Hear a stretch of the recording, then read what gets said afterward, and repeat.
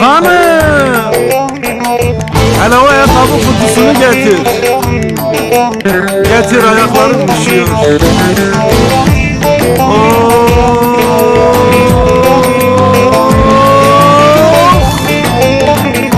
Aynen ha. Nasıl olsa dedem yemişti.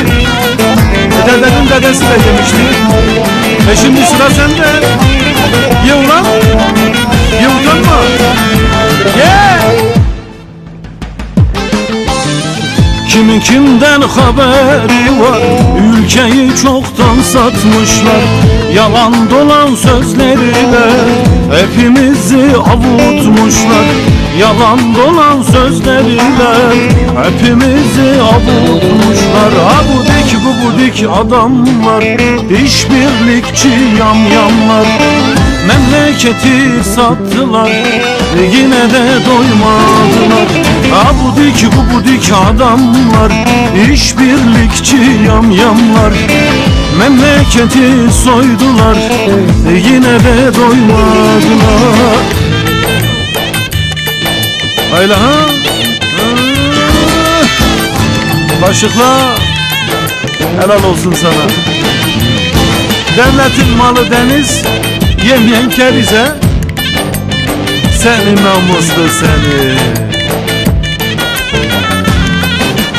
Ye ulan, ye, utanma. Hayla ha? Ye!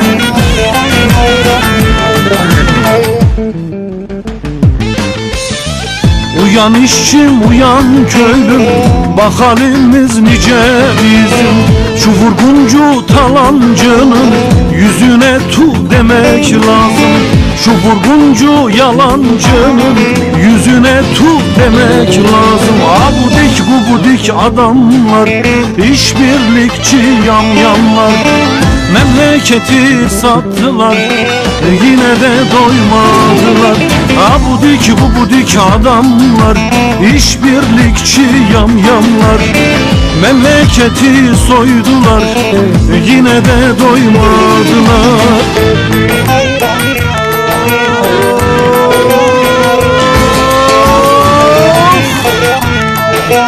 Ayla ha? Ye ulan? Ya nasıl olsa bu memlekette fakir fukara mı var? Dem senin, devran senin. Ye, utanma, ye.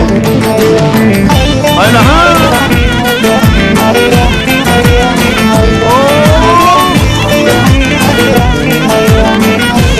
Ye ulan? Ye. Al birini vur birine, Memo dememişti deme. Füze kalkanını yobaz, kurmadın mı küreciye? Füze kalkanını yobaz, kurmadın mı küreciye? Abudik gubudik adamlar, işbirlikçi yamyamlar. Memleketi sattılar, yine de doymadılar. Abudik gubudik adamlar, işbirlikçi yamyamlar. Memleketi soydular, yine de doymadılar. Zehir